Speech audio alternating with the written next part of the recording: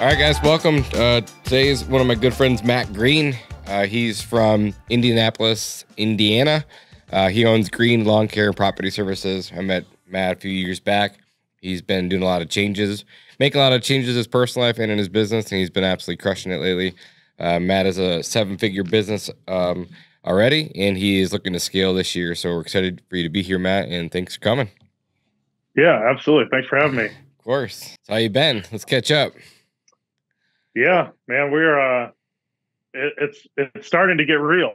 You know, we're getting into that spring season. I tell everybody that I meet, like, the winter time is Matt's time, and the season time is for the operations and production people. But we're coming out of Matt's time right now. And Matt's time is when we're lucky in this industry that we get an off season. I mean, it sucks that you don't get paid for 2.5 months out of the year, but that 2.5 months, as long as you prepare for it, gives you a lot of time that you can really build, and you can go to the nuts and bolts and rebuild everything that was broken during the season. So Matt's time is that time from January 1st ish till the start of the season, and we go through everything. And I write down everything that I think during the season is broken, sucks, and then we rebuild it, you know, during the off season. So then the next year we're ready to roll.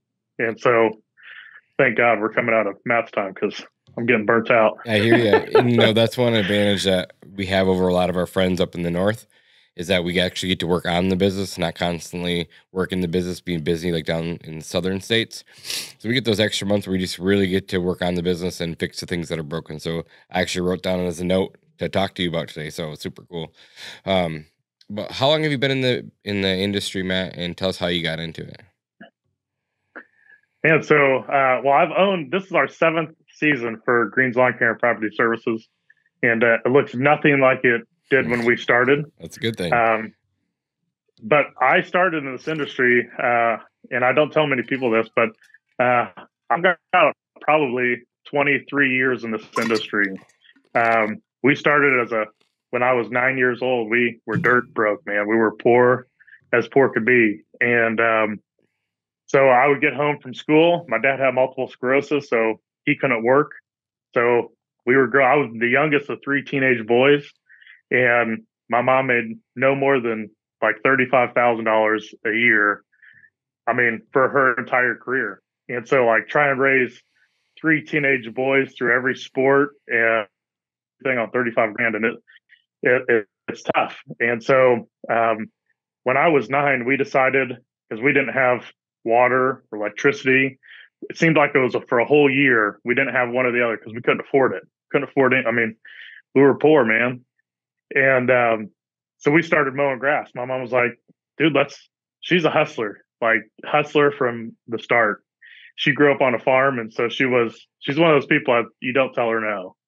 And so we would get home from the bus, or from school, we'd get off the bus and minivan. We started off with a station wagon. We had 2 push mowers in the back of the thing, and we went and we flyered neighborhoods. And I think one year we got up to like 75 yards. And so we mowed 75 yards a week. Me, my 2 brothers, and my mom, we'd get in the station wagon. We'd mow till it was dark. And then we would go home. We would shower, eat dinner, do our homework, go to bed. And that was it. It was just on repeat, you know, every single day. And then we were like, dang, like, we finally started to get to go on vacation. Like, we hadn't been on vacation in a long time. We were like, man, we have enough money now that we can go camping. I remember when we bought our first computer, I was like, dude, we are like the shit, you know? And that's where it all started, you know? Went to college, and I have 2 degrees. I have a degree in teaching, and I have a degree in exercise science. I was going to be a strength coach. I had a Division I college football scholarship to play at Boise State, and I blew my back out in high school. So I lost that scholarship, all my eggs in that basket. And so I had to pivot really fast. Decided to still go to college, went to a different school, joined corporate America, absolutely hated it. I worked for Xerox, selling copy machines and software, Fortune 500 company. just door knocking all day. That was my job. Cold call businesses. I've been spit on. I've been cussed out. Had doors slammed on my face. I mean, you name it. Like these people like are ruthless in corporate America. And I decided to leave corporate America because I didn't agree with a manager. But I learned sales, and I learned all this business knowledge from Xerox. And I was like, you know what? This was my thought back then. Everybody that mows lawns is an idiot. That was my first thought. If you mow grass, you're an idiot for one. This was an outside looking in. I bet I can apply a little bit of business knowledge to this and make a ton of money. Like that was my first goal, my first drive. And so then I got into it, and I think we did like $80,000 our first year in business. This is when I came back and started my own business. And then I realized, no, there's actually a lot of big players in the lawn care industry, and this is an awesome, awesome industry. There's those chucking the trucks, but that's not who our competitors are. That's not the majority of our industry. Like there are some very brilliant minds that run lawn care businesses, and you can make money doing anything. And through making money, you can change a lot of people's lives. Like, so that's my new drive, changing people's lives. I love it. We can talk about that too. I actually have that written down as well. We'll get that into later on. But so when you first started the business, after you graduated, what did the business look like then? I know you made $80,000 in revenue, but were you just cutting grass? Where did the landscaping come into play? Honestly, if you asked me to do it, I'd probably do it. You know, like I built the company on Nextdoor, the Nextdoor app. Like somebody would put a question out, I would message on the thread, and then I would DM them like, "Hey, I can do this for you." So I grew $100,000 business first year almost just off of the Nextdoor app. Had no website, putting out flyers, door knocking, and so I hustled almost $100,000 the first year. But we mainly mowed. We did some mulch, and we were bidding jobs. And luckily, thank God it was just me because I had no idea what I was doing. I figured out my mulch pricing from watching a Keith Kalfas video on YouTube, and he said you should charge like $100 a yard. And I'm like, man, there's no way someone's going to pay me $100. And I threw it out one time, and I landed the job. I was like, dude, this is awesome. And so that's where I first learned pricing was YouTube University. And then we just kept growing the lawn maintenance business. We've then got into landscape design and drainage. And then COVID hit. And through a mutual mentor of ours, I learned that, we needed to make a pivot. I learned that there was a bigger world out there than, just staying what you're comfortable with and doing lawn maintenance and mowing. Like, you got to push the boundaries sometimes and you get into things that you're not comfortable with. Like, I don't know a thing about, I mean, I do now, but I didn't know a thing about fertilization, weed control. I didn't know anything about pest control. Had no idea about Christmas lights. And that's the only services that we offer anymore, but we went out and found people who knew how to do those services and hired them, and they built it out in our company. So that's kind of where we are and where we're going. Awesome. So what made you make that pivot? I know you said COVID, but what was it through COVID that said that you didn't like the business model you were running? Well, we were a little bit luckier than you were in COVID, and you got shut down. We didn't totally get shut down. We were still allowed to offer pest services throughout. Pest was considered an essential service. Yeah. So everybody that offered any type of pest in the green industry, that could be an insecticide on a lawn treatment app. We considered ourselves pest control operators. And so we just kept going like it was like nothing happened. So we kept working through there. But I realized at that point, our team is the most important thing to me, and building our team. And I just realized that, the split second that some governor has no idea about me, my business, my team, could turn the lights off on us. And so I didn't want to put my team in a situation where they might not have food at the end of the day. And so that's when we decided to make a pivot. Was I wanted to build more security for my team into my business. And so every decision in our business is made specifically for our team.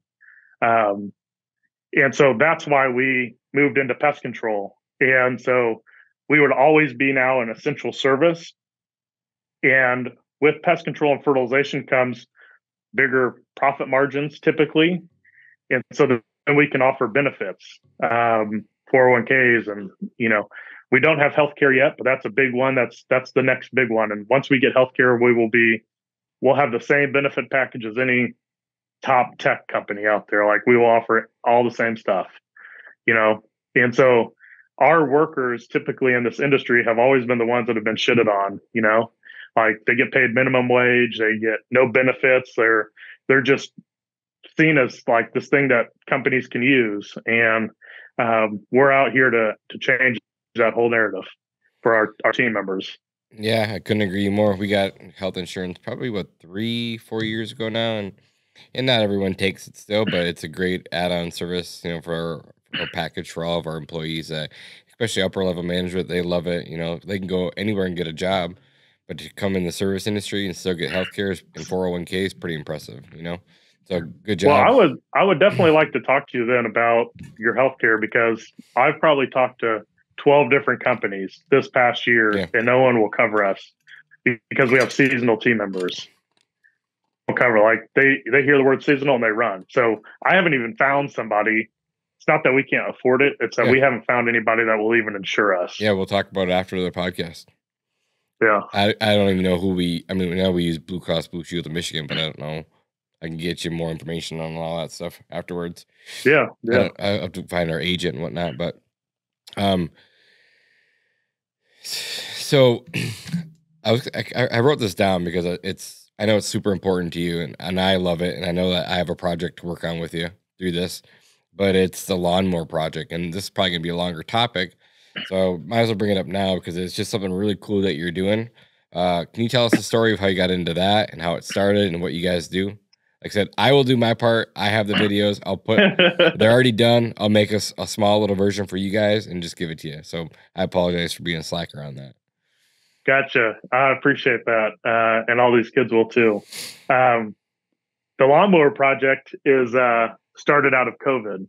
And the guy that's the executive director, he randomly one day saw a mower on the street. This guy is like, he will give you the shirt off his back kind of guy. And so he fixed this mower up. He saw somebody was throwing away. He fixed it up, and he was going to give it to somebody in need that couldn't afford a mower, but they needed to obviously mow their own yard. And so he posted that on Facebook, and then he posts another one that he's giving another one away. And does anybody know somebody that needs it? And then there was a third one. And so I've known this guy for a while. I used to work with his wife when I worked in the restaurant industry. And I said, hey, Gary, like, dude, there's the opportunity that we can really make a difference in kids' lives. And we can do it all through mowing grass. And it took him a little bit of time to like me to get across to him, like, hey, this is what we can do. And for him to kind of buy into it. Took a couple of conversations, but then he once he understood what I was trying to portray to him, he was like all in. And so what we're trying to do is using lawnmowers the same way that you started, same way that I started, pushing mowers, and then it just snowballs into something. And we're teaching kids, and these kids, typically the kids that we recruit and talk to come from, I don't know if you had these classes when you were in high school, but they're called the alternative kids, alternative classrooms. And they were the kids that weren't going to go to college and, quote unquote, and all that kind of stuff. And so we talked to these kids, and those kids are the ones that are probably going to change the world. They're the ones that are the hustlers. They're not going to be told no. They're going to figure the way out. Even if somebody says that you can't do this, they're going to, if they have a will and a passion to something, the kids in that room are the ones that are going to figure it out. Mm-hmm. And so we take those kids and we teach them life skills and business skills and how to market, and so even if they don't want to be a business owner someday, like, it'll turn them into be a better citizen, better husband or wife, better person in their career. If they work for somebody, they'll understand the hardships of business. So it spans this big demographic, of different areas that we're affecting, but it's been very impactful for the kids that have gone through the program already. So you go recruit these kids at high school, and then your friend who owns the lawnmower gives these people the lawnmower, and then they Yep. go out and cut grass. How do you find them the clients to go cut grass for? So the program, we only provide two things. We'll give them business cards and we'll give them a couple yard signs. And beyond that, they have to know how we teach them. Hey, you put these, go knock on doors, put out flyers. Once you make a little bit of money, reinvest, shaking hands, just networking to try and find those people. Put out once you mow the grass, put out a yard sign, and then go knock on the neighbors' doors around you. We have other marketing materials that people like Jonathan Potoshnik put together for us, door hangers and things like that. So then once they start making some money, they can reinvest back into marketing to start growing their client base bigger. And we teach them all that throughout our orientation program. That's really cool. And then who manages their route for them? Do you guys help them with their route? Do you have a spreadsheet built out for them? What does that look like? Honestly, we don't have any of that built out. The kids don't all come from the same exact area, and we know that they're not going to travel a whole lot. They don't have cars or anything like that, so they have a 3-4 block radius that they get to work in. Essentially, I mean, as far as they're going to push a mower, and so we just tell them to kind of stay in their area, and if they overlap with somebody else, then I mean, guerrilla warfare. Let's go. Business is war. I just posted that yesterday. So, do you have any people that have gone through the program and then came back for a second year for this year? Yeah, actually, we do. We have a female. That's what you're telling me about, that girl. Z's Lawn Care, and she's coming back for year 2. She's also working in the shop doing like mower repairs. She wanted to learn how to do that. That's awesome. Like she runs this business and she's also helping in the shop, like fix other kids' mowers up and stuff. That's really cool. So she's a hustler. And how many people did you guys have in the program last year? I think we had, I think it was 6. We try and top it out no more than 10 a year until we get more mentors and things in the area that can work with them one-on-one. That's really cool. So, and then this year, what is your goal to have? How many people? Like another 10 more, so 16, or up to 4 more? So we'll still cap it at 10. Okay. So we only had 3 come back from last year, so then we can add 7, and we added another 7 this year. So we have 10 total this year. Some people they get into it and it's just not for them, and it's one of those things like in business, you can't force people to want things. Like they got to figure it out a little bit on their own. And, we don't want to chase them and make them do something that they don't want to do. They have to have a little bit of skin in the game too. Mm-hmm. That girl that's coming back this year, you told me how much she made last year, but how much did she make on her own? I don't know the final numbers because I'm just trying to help build the thing up. I would have to ask Gary, to be honest with you, but she made several $1,000s. Yeah, I remember you saying that. So more than $12 to $15 an hour job. She out there hustling, pushing. Oh heck yeah, yeah. Oh yeah. She was making way more than $12 to $15 an hour. Yes. I mean, we were telling them, we gave them their pricing model to bill $60 an hour for anything, shrub trimming, weed pulling, anything like that. I mean, that's darn good money for them. I mean, I couldn't operate on that kind of money, but like for those kids, that's really good money. And just so everyone knows that's listening, like you guys aren't making any money off this. You guys are just putting your time to teach people. This is 100% volunteer. Yeah, we make nothing on this. Yeah. I actually paid for some of this to happen. Like some of the graphic designing, I pay for all that out of my pocket to get all that stuff done. So like I pay money to have some of this stuff done, but I believe in the mission. So, and I'm totally fine with that. I believe in your mission too. And then how long does your program usually last? Like, do they have to come to class once a week, once a month, at an online course? What does that look like for you guys? So originally, yes.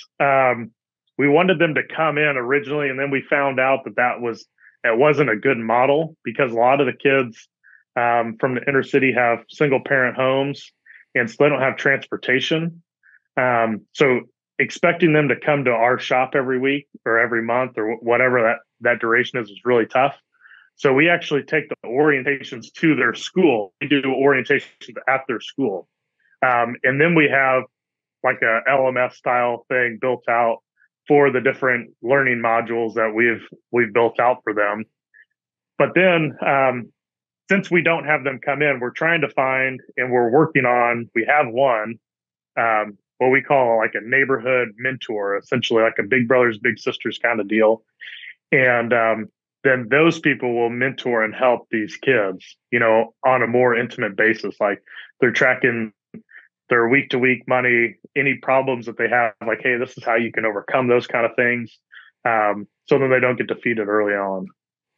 Cool. What is your vision of this project? Like, what do you think it's going to look like long term? And I hope this thing goes nationwide, honestly. And our goal is to get some of the big players, manufacturers in to start donating, and going out to like the Toros and the Exmarks and John Deere's of the world and getting them to really donate some of them. And so then we can actually build this whole thing out and almost make it something that if you wanted to do this in school, like you could, like this could be a class of yours. Like around here, we have vocational schools. Yep. And so one thing could be you wanted to learn entrepreneurship, like this is a thing that we could teach you that through these types of schools, because not everybody needs to go to college. Not everybody wants to go to college, and they need to find other avenues to be able to succeed in life. And I think if we do this could be, life changing for thousands and thousands of people. Yeah, it's super awesome. So that's our main mission. Yeah. And it's just you and one other guy? Is there a couple of people? Is there a board involved now? Yeah, so I'm the president of the board right now. I gave Gary, I sold him for a very small amount of money, the Broad Ripple mower repair. It was a DBA that I started. We were just tinkering of trying to figure out how to make extra money in the wintertime. And so one thing that we thought was, over the winter, let's bring in all the mowers from our customers, fix them over the wintertime, tune them up, store them for them, and then right before the spring, we'll deliver them back to them. And we didn't get a ton of traction from that, but we have a website and we have social medias and all that kind of stuff. So I essentially gave that to Gary to run. It's his profit arm of the lawnmower project.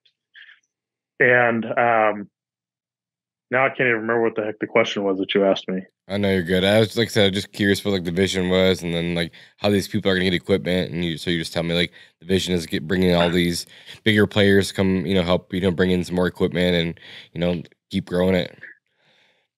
Yeah, I totally forgot my train of thought. You're good. Where I was going with that, but that's control. Oh, so I remember. So I gave him this arm, and you asked about, is there a board? So I'm the president of the board, because I kind of helped bring in a lot of the money that's helping support this through the Broad Ripple mower repair. And he actually fixes people's mowers now. And all the money from fixing people's mowers, public mowers, goes into fixing this. And one of his goals is on the farmer's market every Saturday. And he's going to take out, I gave him because we don't mow grass anymore, so I don't need our blade sharpener anymore. So I gave him this blade sharpener. He's going to take it to farmers market and just sharpen everybody's blades for free, but it's donation only. So if you want to donate to the lawnmower project, you bring your blades down and he'll sharpen them, and you donate whatever you think. But so there is a board, me and a couple other guys, and the last guy on the board, he runs a $300 million business right now, year over year business, and it's in engineering. He does like nuclear engineering, and it's crazy. The business that he started is insane, but he credits it 100% to mowing grass when he was young. And so when he heard about us talk about this on the news, he contacted us and said, I want to be involved. I want to have a part in making sure that this thing is successful. Like the CEO of a $300 million business, like how cool is that? Like this guy is some kid's mentor. Like you can't find that just anywhere. Like I don't know that I've ever talked to somebody who runs a $300 million a year business. And because he believes in the vision and the mission, some kid in Indianapolis gets this guy as a mentor. Like insane. That's incredible. It's absolutely insane. It blows my mind. That's incredible. Like I said, I will do my part to help as much as I can. Dalton's right here, so I can tell Dalton, hey Dalton, I have to make a few videos for their course and get it put up. Is there a website for this? Yeah, thelawnmowerproject.com. Good, thank you. Maybe it's .org. Yeah. But like, I mean, you can tell I get fired up about this thing. I get fired up too. You can tell in my voice, like I get really excited talking about it. And like I said, I have all the videos on a platform. I can just shift a couple over to a new platform and just let you guys log into it all the time. So I think it'd be super fun for you guys, and it'd be helpful to just learn, teach the kids how to go knock some doors, what to say. Yeah, absolutely. It's just another tool in their tool belt, That's absolutely. Awesome. So let's go back to the business now. Like, so you just currently sold all your maintenance, right? Over the winter last year. Yeah. All of our mowing, we got rid of all of it.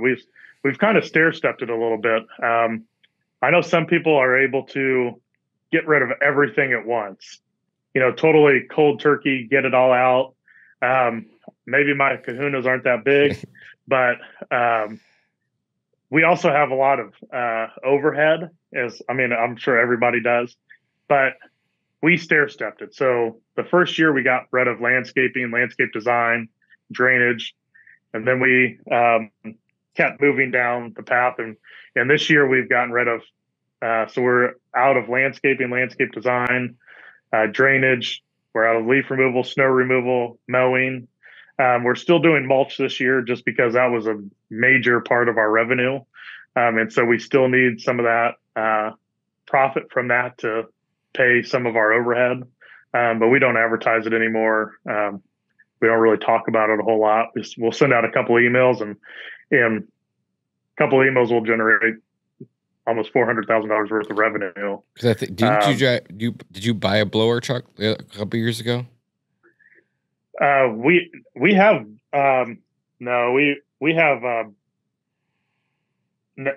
You might have seen that we subcontract some work out to a guy that has a blower, depending on the size of the property. But we do have some videos online that might make it look like we have a blower. Right on.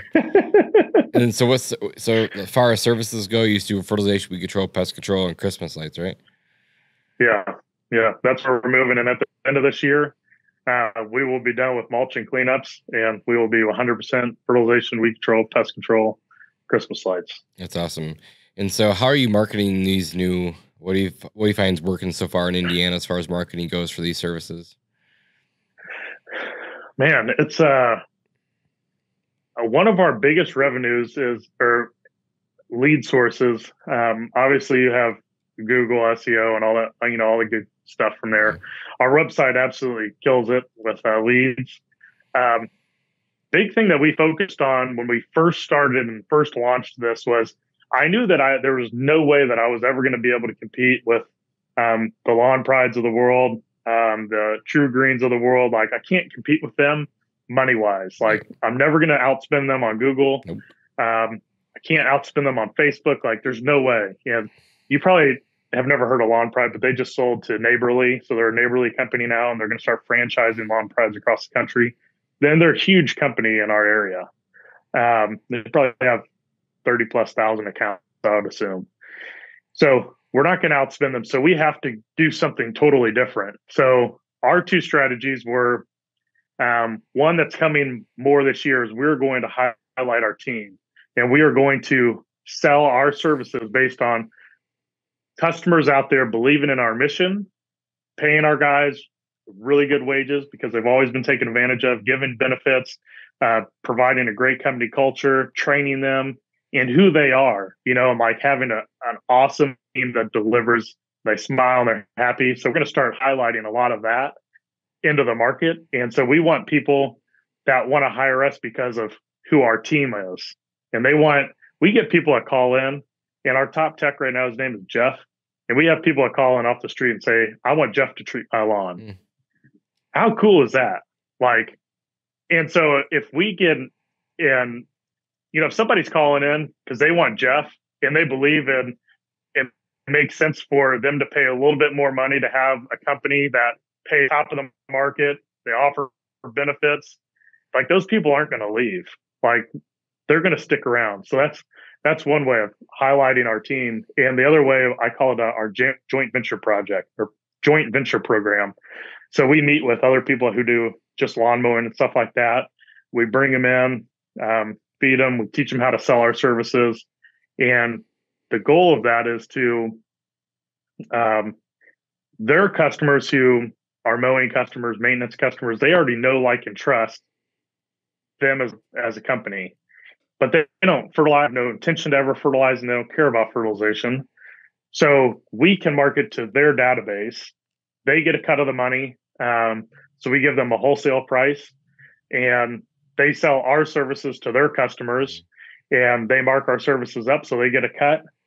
I mean, and that cut is essentially a decent company's profit margin at the end of the day.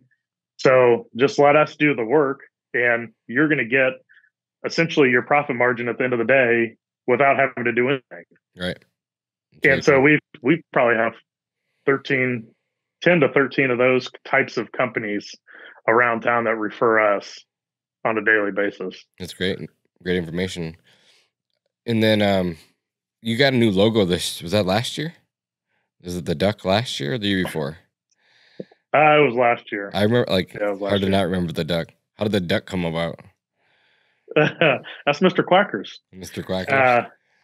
So Mr. Quackers is if you ever see one of our trucks on the side of the road servicing your property, there's a 6 foot tall Mr. Quackers on the side, blue Mr. Quackers. And it's, if you understand like colors and art and graphic design, every color has I think they call it a complementary color or something, whatever the exact opposite is.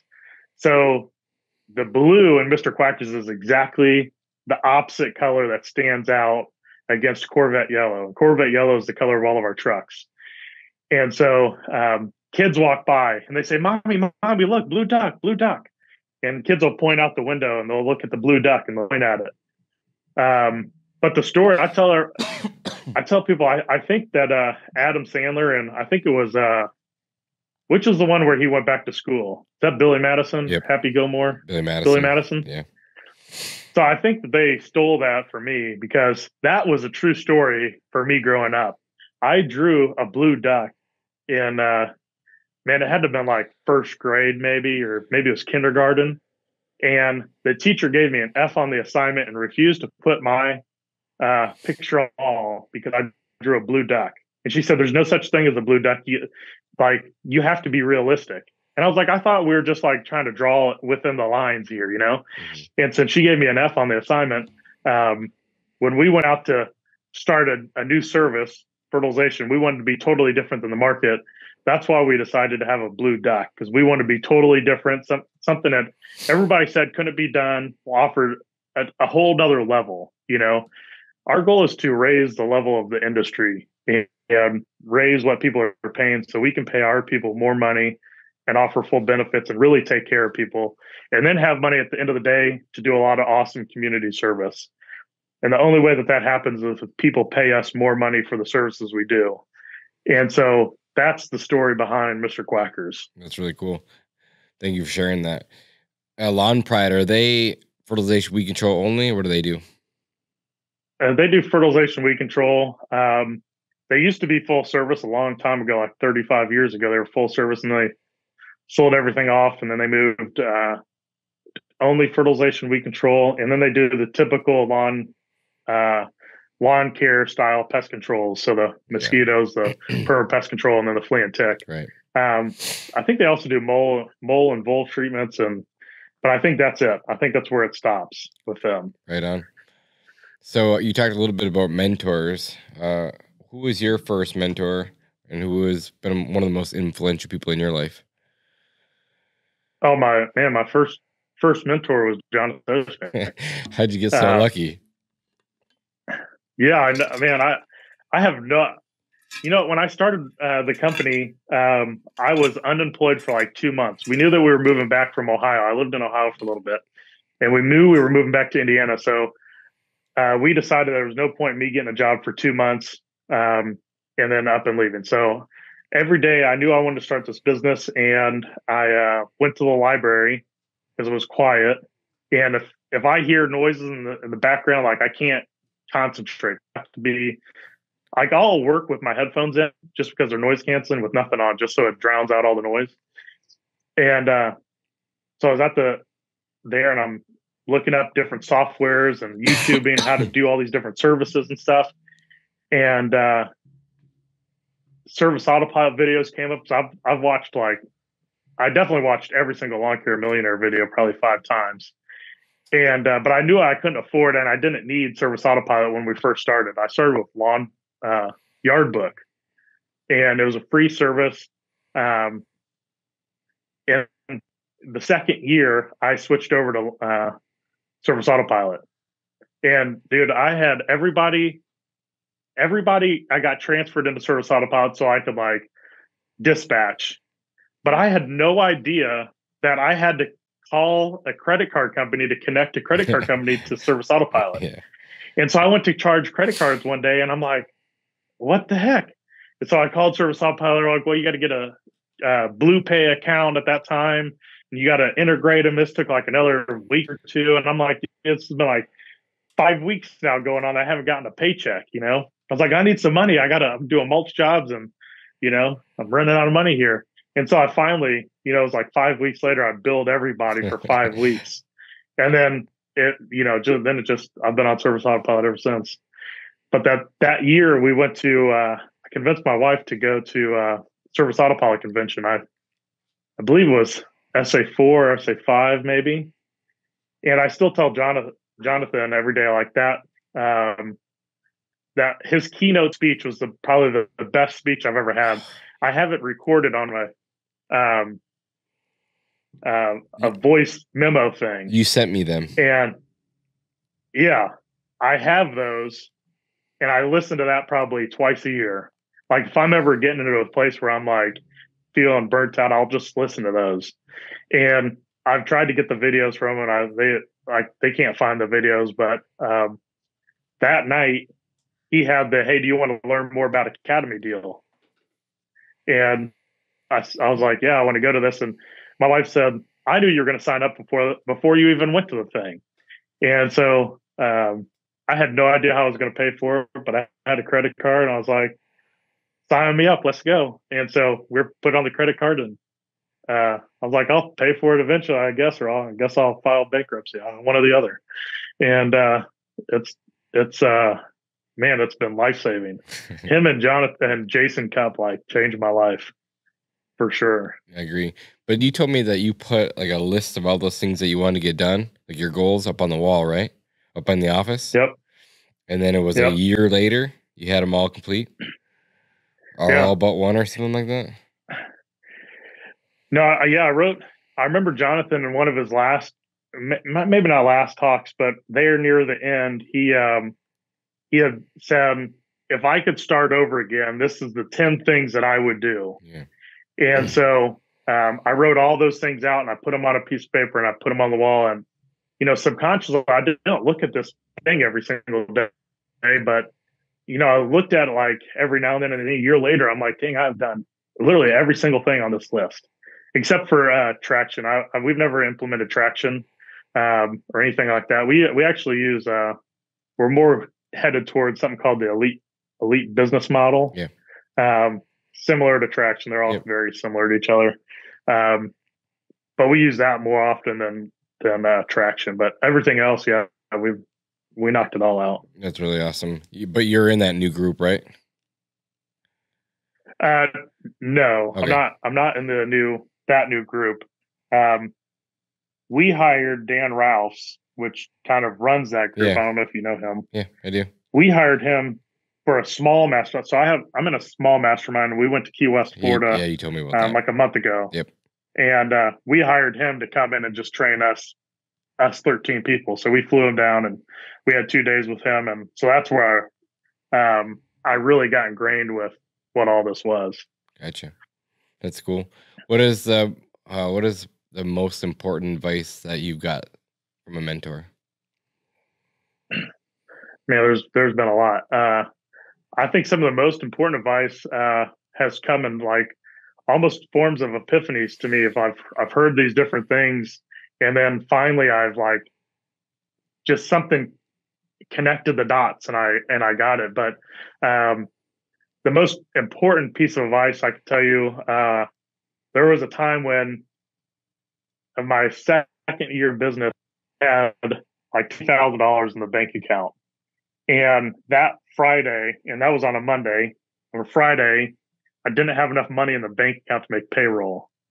And so like I only needed like $1,500 or $1,700 to make payroll. I only had 2 employees.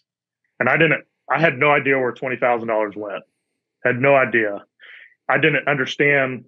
I didn't know COGS. I didn't know financial. Had no idea, never even heard of that term. But I was like, you know what? If I go sell more, I'll be all right. Like I was a sales guy from Xerox. So I was like, sales will solve everything, right? You know? And then I met Jason and I went to a roundtable. And what I learned at that roundtable was by far the most important stuff that I'd ever learned. And that was financials and how to run COGS and figuring out your break-even number. And those were by far the most important things I've ever learned to this day. Very important information to know. So like going back to day one, I wish I'd have known that information from day one first starting the business. Oh yeah. So did you come up with the money? No. Oh yeah. I came up with the money. I found the money. I don't know what happened to the $20,000 in the bank account, but I was literally crying, tears in my eyes, and I called my wife and I asked her for a personal loan from our bank account to make payroll. And ever since then, I was like, dude, that was the shittiest day. I was like, I'm never doing that shit again. Yeah. Like, I'm never not going to make payroll and have to ask somebody for a loan to make, pay these guys. Yeah, that's not happening. This is a true story. With kind of the same situation, except the bank called. Said, hey, Jonas, payroll hit today, and there's not enough money to cover it in the bank account. And I was like, well, probably like the same thing, probably need like $1,000. Like there's usually checks in the mail. Ran home, drove 20 miles away, opened up the mailbox. Sure enough, there was like 5 or 6 checks and one bigger one. I'm like, oh, thank God. Took the checks, went deposited at the bank, and made payroll. So I know exactly where you're coming from. We've all been there. It's brutal. Yep. How many times have you wanted to quit? Entrepreneur, man. Yeah. How many times have you wanted to quit? Yeah, exactly.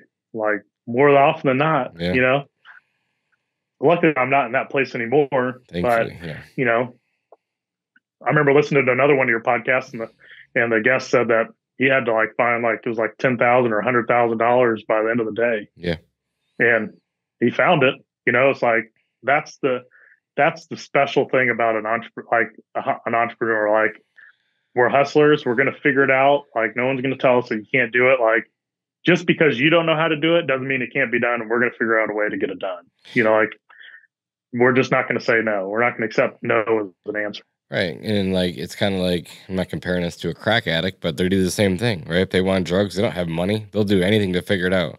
And I feel like we're the same way. We're not going to get told no. We'll do whatever it takes to figure out what we have to figure out. Like we'll stay up for 48 hours, whatever we have to do. But at the end of the day, we're going to figure it out. Yeah. 100%. I've done some stupid shit. Like, like we got jobs coming the next day. Like I've driven like long ways to go get materials because no one around us has it. But like had I called that customer and said, hey, we don't have this material in stock, or whatever, we can't get it for a while, they probably have been all right. But it's like, no, you know what? I gave you my word that I was going to be here. Yeah. I'm for damn sure I'm going to be there, And like I've driven to other cities to go pick up like Christmas wreaths. Man, try and find a 12-foot Christmas wreath, like 2 weeks before you have to put it up on a big, the headquarters of an energy building. Like Duke Energy, we had to do their Christmas lights, and we needed 2 12-foot wreaths. Who's got 12-foot wreaths in stock? Well, Matt, you got to go drive for them. You find somebody, and it's like it might be a long day, but you go make a drive, and you pick them up. You do whatever it takes because that's a big contract for sure. When did you start getting the confidence that you were getting good at this thing? Well, I still don't know that I have the confidence, but, I think after that moment and going to Jason Cupp's thing and meeting, learning about our COGS, and I feel like if you have somebody in your back pocket, like a Jason Cupp or Jonathan Potoshnik, like, I don't think that you can fail. Like these people that are coaches, they give you this superpower almost feeling. And it's like, man, I could call them at any time and I know that they're going to answer the phone and they got my back, you know? And so like that, I feel like gives you the confidence to go push the needle even further. Cause of like, if something happens, like they've been there, done that. And you know that if something really hits the fan, like your network's got you, you know, and that really gives you a lot of confidence to push even harder and faster. Yeah, and I agree with you. I think it's like getting into those mastermind groups where you can bounce ideas off a bunch of other business owners that are throughout the country. Like, okay, I guess we do know what we're doing. Like, people are calling for advice. We're calling them for advice. Like, we're going to solve the problem. And that problem's probably already been solved by 10 other people that we know that would pick up the phone and call and just figure it out. You know, it's super easy once you get around those people. And I've heard you say, you know, on the podcast a couple times, I've listened to every single episode. I appreciate it. Wait for Tuesday. I wait for Tuesday morning for it to, you know, one day I woke up on Tuesday morning, it was like 5 a.m. I'm like, dang, this thing hasn't dropped yet. Like, what the heck? I had to drive somewhere. I was like, man, this sucks. You know, I had to wait till like 6:30 or something. But I appreciate it. Yeah, absolutely. We can't stop now. I'm very ADD. So am I. Where I'm going. Makes two of us. So I had a whole another purpose to that story, and then I totally forgot. Oh, I heard you say you hear a lot of people leaving the maintenance business and moving to fertilization, weed control, pest control, and you know, some of me thinks that that's probably not really totally true. It's just that you happen to be up leveling your friends, and you happen to be up leveling the people that you hang out with the most. And so as we up level ourselves, we realize that there's bigger fish out there and there's bigger ponds to fish in. And there's better ways to go about the services that we do. So there's still so many people that are in those maintenance businesses, but it's like they say, you are the 6 people that you hang around with the most. And so those people, they're always going to stay in that, you know, maintenance basis. It's easy. It doesn't push them. And as you uplift your, you know, circle, yeah, you probably hear that all the time, you know, because you're uplifting yourself. And you're probably right. And like I said, you're the average of the 5, 6 people you hang out with the most. And going back to you talking about knowing your numbers, like I talk to companies on a daily basis that are, you know, above $1 million revenue that don't even know what a P&L is. They don't know any of their cogs. They don't know how, I don't even know how they got to where they got. And it's just mind boggling. So just say like, you're absolutely right. You know, what's other interesting is you connected with me with the guy that's now our CFO, and I'm a connector. We had an accountant, huh? I'm a connector. Yeah, and we had an accountant the whole time. We had a P&L. You know, we paid taxes and all that kind of stuff, and but I looked at what this guy did. And I was like, that doesn't look anything like the P&L that I had. He's like, of course it doesn't. He goes, this is what it has to be. You know, everything has to be broken out so you can see which services are what. And we're going to start doing it this way. We're going to take the actual labor hours that you have for each service and we're going to apply them to these things. And I was like, dude, this is mind blowing. Like, I've never seen something like this. And it's like what you said earlier. I was like, you bring these people in so you can move faster. And I think that's what we were talking about before the podcast started. You hire these people that are really high level so you can move faster, and they do stuff like that. And I had, like, even my accountant, he's been an accountant for 30 years, you know, but he never broke out my P&L. He's a fractional CFO in himself, but I could tell you if I would have hired him, I wouldn't have had everything broken out. It would have just been more of the same old, same old. So if you hire the right people, they can really make you move fast. I agree. You know, and that was an epiphany moment for me. Brian, when he was like, no, we're not doing it this way anymore. Yeah, Brian Hall, we're giving you a shout out, buddy. He's going to be on here. He's going to be on here again soon as well. Super excited for him to be on here. Matt, what does the next 3 to 5 years of business look like for Green's Lawn Care? Man, I'll tell you what, I'm the most excited for the next 3 years, because at the end of this year, we'll be done with all the minutia that's holding us back, and we will be full steam ahead. And we can really, when we're not cutting revenue every year and trying to grow and then cut revenue and then grow, that stuff will hold you back. And I wish I could have cut that back earlier, but the P&L said that I couldn't. And so our 3-year plan is $6 million. Our 5-year plan is $10 million. Awesome. And in 2025, we're planning to open up our Cincinnati branch. So next year is the last year of just Indianapolis, and we're opening up Cincinnati. Then we have our entire expansion plan. We plan to be in 7 markets and throughout the Midwest. $100 million business. And so that's 2025 starts the marching steps. Cool. Well, we're going to march right across the Midwest. You're a sharp kid, and I believe in you. I know you can do it. So I'll be here every step of the way, my friend. I appreciate it. Cool. Well, but when you have $100 million business, you can do a lot of awesome stuff in the community. Yep. A lot of awesome stuff for the people who work for you. That's the driving force. Sweet. All right, Matt. Well, it's been an hour. Like I said, I appreciate your time. Again, you and I could probably talk for the next 6 hours and not stop. But I know I don't want to take all your time, and we're busy over here. So I want to thank you for taking the time to hang out with us today. Yeah, absolutely. Pleasure to be here. And I know you said one of these days you want to do a podcast where you interview me. We can do that too.